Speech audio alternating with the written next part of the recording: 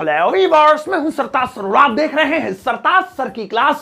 भाई साहब, आज के दिन मैं आपके लिए ग्रामर का एक बहुत ही कमाल का टॉपिक लेकर आया हूं। अब इंग्लिश स्पीकिंग में आपने ये वर्ड्स तो सुने ही होंगे, some of the, one of the, none of the, पन ऑफ दी, धन ऑफ दी, पता नहीं क्या क्या होते हैं ये। अब इन शब्दों का इस्तेमाल अक्सर इंग्लिश स्पीकिंग के टाइम पर होता है, लेकिन ये टॉपिक बुक्स में बहुत कम देखने को मिलता है और बहुत कम वीडियोस इन पर बनी हुई है। तो आज मैं आपको ये सारा कॉन्सेप्ट क्लियर करवा दूंगा। इसके इस्तेमाल से कमाल कमाल के सेंटेंसेस बनाना सीख जाएंगे और बोल भी पाएंगे।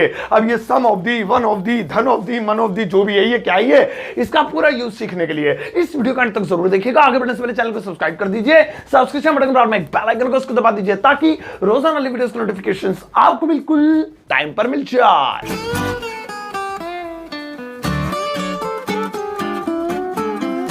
तो चलेगा, शुरुआत करते हैं इस वीडियो की और आज के दिन में आपका ये मुश्किल सा टॉपिक क्लियर करा देता हूं, some of the, one of the, none of the, both of the, वगैरह वगैरह। अब सबसे पहले बात करते हैं both of the dash. Both of the बोल दो, दा बोल दो, क्या बोलते हैं वो मेरी आर्टिकल वाली वीडियो में देख लेना, मैंने बताया है। बोथ ऑफ दी या बोथ ऑफ द डैश। अब इस डैश में उस चीज का नाम आएगा जिस चीज के बारे में बात हो रही है, अभी बताऊंगा। पहले देखो लिखा हुआ है भयंकर सा, बोथ ऑफ दी डैश। इस लंबे चौड़े से का हिंदी में इतना सा मतलब है और वो है दोनों। हाँ जी, इतने बड़े का यही मतलब है, दोनों। अब कौन दोनों? तो उस चीज का नाम उस डैश में लगा दो, लेकिन एस लगा के, क्योंकि वो प्लूरल फॉर्म में लगेगा, अभी बताऊंगा। अब आप कहोगे बोथ ऑफ दी का मतलब दोनों, तो खाली बोथ का मतलब भी तो दोनों होता है, ये ऑफ दी लगा के चोचलेबाजी दिखाने की क्या जरूरत है? अरे बताओ, ये इंग्लिश ग्रामर है, एक एक चीज क्लियर करनी पड़ती है इसमें। अभी बताता हूं कि खाली बोथ कब लगता है और बोथ ऑफ दी कब लगता है। सुनो, इसका मतलब होता है दोनों, जैसे दोनों कारें, बोथ ऑफ दी कार्स, दोनों mobile, both of the mobiles. S लगाना जरूरी है क्योंकि वो एक से ज्यादा है ना, दो है तो इसीलिए। जैसे मैं कहूं दोनों कारें महंगी है, भाई साहब बहुत महंगी कारें हैं। Both of the cars are expensive, both of the cars are expensive. अब आर एक्सपेंसिव क्यों? एक से ज्यादा है और कार में एस लगाना पड़ा। दोनों फिल्में बेकार है, उसकी दोनों फिल्में आई, दोनों फिल्में बेकार हैं, तो मैं कहूंगा both of the movies are not good. Both of the movies are not good, या रोस्ट भी कह सकते हैं, बकवास है, इस तरीके से कह सकते हैं, फिर नॉट लगाने की जरूरत नहीं पड़ेगी। या फिर मैं जैसे कहूं दोनों मोबाइल अच्छे चल रहे हैं, भाई साहब तुमने जो दोनों मोबाइल दिलाया इतना बढ़िया चल रहे हैं। Both of the mobiles are working well, both of the mobiles are working well. अब यहां पे इन सभी में एक चीज आपने देखी कि सभी में बोथ ऑफ दी स्टार्टिंग में आ रहा है, यानी किसी भी चीज के एज अ सब्जेक्ट की तौर पे बात करें तो बोथ ऑफ दी लगता है या बोथ ऑफ द लगता है। दी दा में फर्क बताया ना, आर्टिकल वाली वीडियो देख लेना, नहीं तो इस वीडियो के डिस्क्रिप्शन में लिंक मिल जाएगा, नहीं तो सर्च कर लेना सरताज सर आर्टिकल, मैं आ जाऊंगा यूट्यूब पे, तो वो वीडियो देख लेना। दा कब बोलते हैं, दी कब बोलते हैं, मैंने उसमें बताया, तो मैं दी बोल रहा हूं अभी, बोथ ऑफ दी, ठीक है। तो यहां पे एज अ सब्जेक्ट अगर किसी चीज की बात करें तो ऐसी कंडीशन में बोथ ऑफ दी का इस्तेमाल करते हैं, यानी उस चीज को स्पेसिफिक बताया जा रहा है, खास बताया जा रहा है, उस चीज की बात हो रही है। दोनों मूवी बकवास है, फिल्मों की बात हो रही है, बोथ ऑफ दी लगा।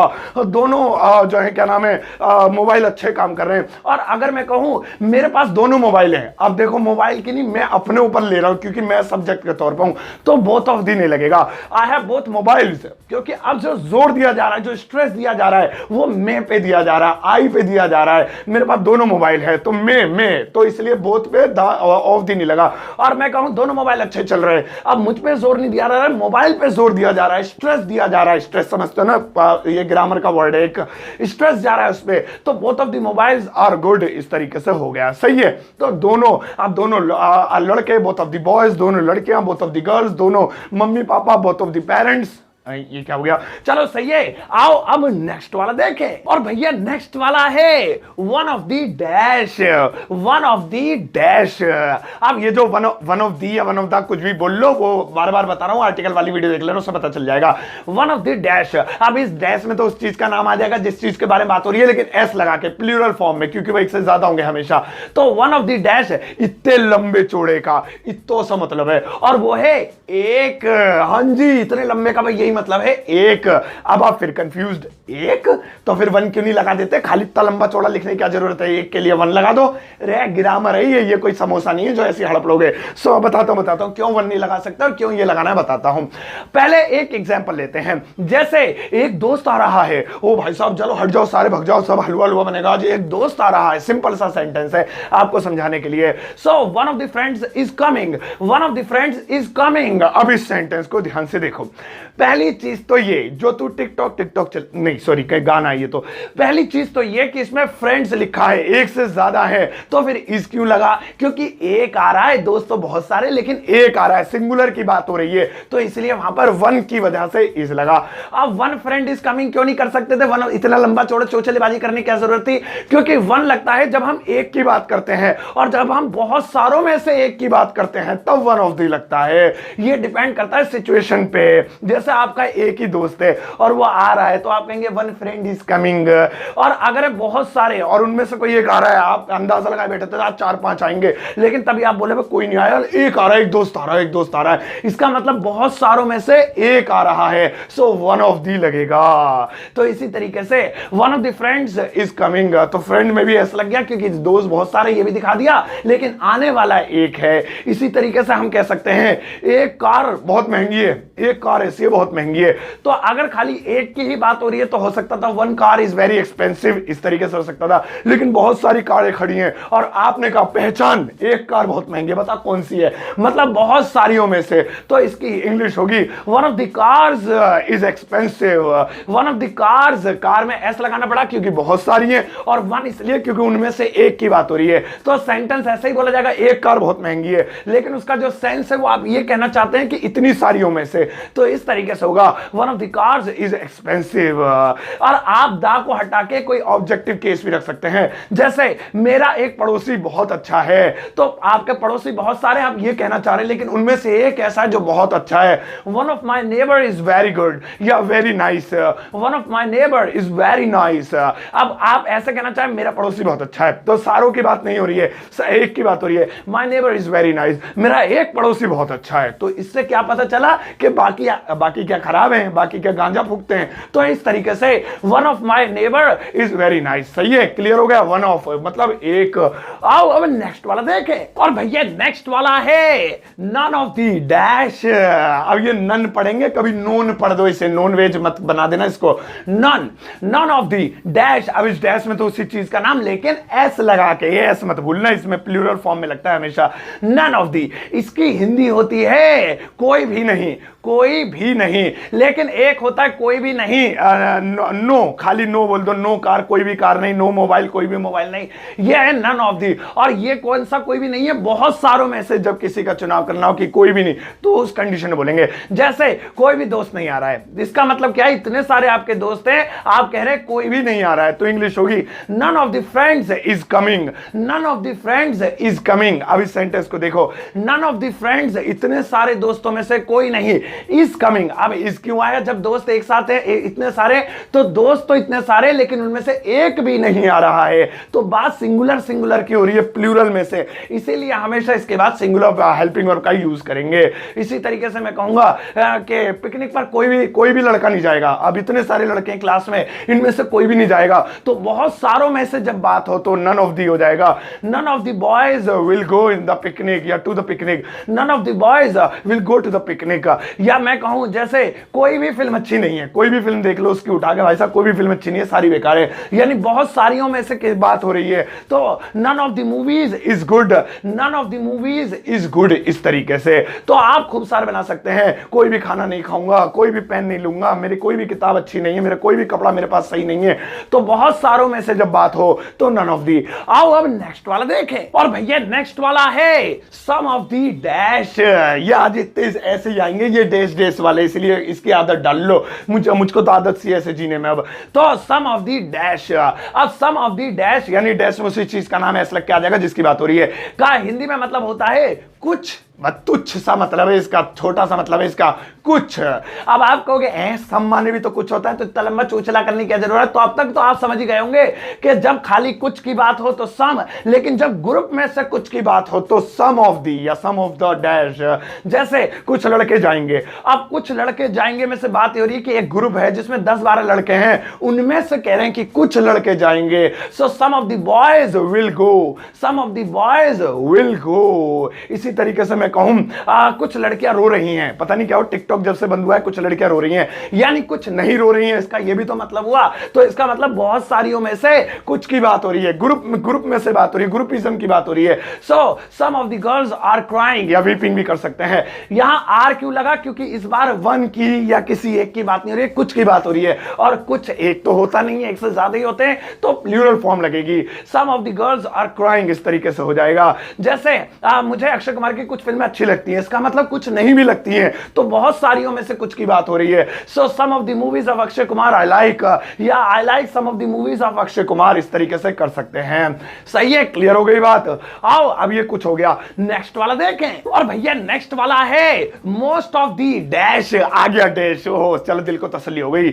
मोस्ट ऑफ दी, अब मोस्ट ऑफ दी का हिंदी में मतलब होता है ज्यादातर, ज्यादातर।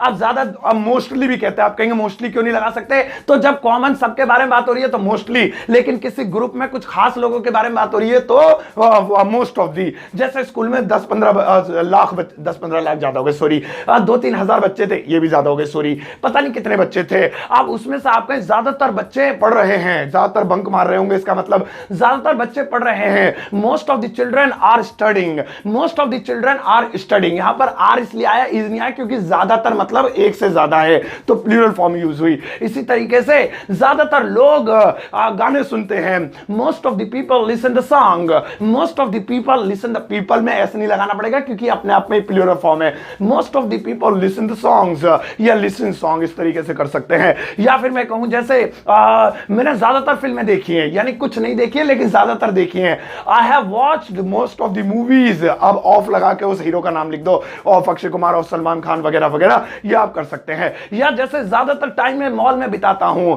I spend most of the time in the mall, I spend most of the time, मैं ज्यादातर समय बिताता हूं इन द मॉल, मॉल के अंदर। सही है, तो ज्यादातर, मोस्ट ऑफ द, ज्यादातर खाना, मोस्ट ऑफ द फूड, ज्यादातर पैसे, मोस्ट ऑफ द मनी, यहां खूब सारे बनाओ। आओ अब नेक्स्ट वाला देखें। और भैया नेक्स्ट वाला है both of you, both of you. और बोथ ऑफ यू का हिंदी में मतलब होता है तुम दोनों। इस बार डैश नहीं आया, ओ उसमें यू भर के दे दिया automatically. Thanks for script writing, beautiful. So both of you, तुम दोनों बहुत अच्छे हो, both of you are very good. तुम दोनों नहीं जाओगे, both of you will not go. या तुम दोनों क्यों डांस कर रहे थे, why were both of you dancing, why were both of you dancing. या फिर मैं कहूं तुम दोनों मेरे सच्चे मित्र हो, both of you are my true friends. तो इस तरीके से तुम दोनों ये कर सकते हो, तुम दोनों वहां नहीं जाओगे, तुम दोनों को आना है, तुम दोनों को मेरी शादी में नाचना है, तुम दोनों को मेरी शादी में बर्तन मांजने, तो तुम दोनों। आओ अब नेक्स्ट वाला देखें। और भैया नेक्स्ट वाला है बोथ ऑफ अस, इसमें भी डैश नहीं है, अस लगा हुआ इसमें। बोथ ऑफ अस का हिंदी में मतलब होता है हम दोनों है अलग अलग, हम दोनों है जुदा जुदा, ऐसे मतलब गाना याद आ गया इससे।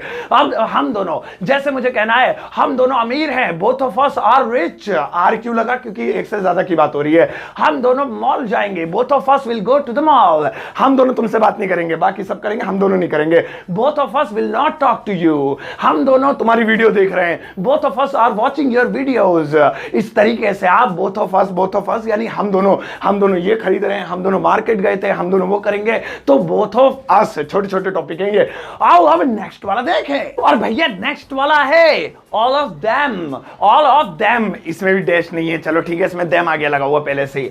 All of them, all of them का हिंदी में मतलब होता है सारे के सारे, सारे के सारे, सारे के सारे। लोग भी कह सकते हैं, लोग के लिए अलग से कोई लगाने की जरूरत नहीं है, वो भी इसी में इंक्लूड है। और सारे के सारे अगर बोलते तो वो भी यही है। अब बनाते हैं सारे के सारे पढ़ रहे हैं, ओ भाई साहब आज तो कमाल हो गया, एग्जाम आ रहे हैं क्या, यूपीएससी एसएससी क्लियर करोगे क्या? सारे के सारे पढ़ रहे हैं। All of them are studying, all of them are studying, reading भी कर सकते हैं। आर क्यों लगाया? क्योंकि इस बार तो सारों की बात हो रही है ना, प्लूरल की बात हो रही है। इसी तरीके से सारे के सारे खा रहे थे, यार इतनी बेइज्जती करा रखी है, ये नहीं भर के ले आते, सारे के सारे खा रहे थे। All of them were eating.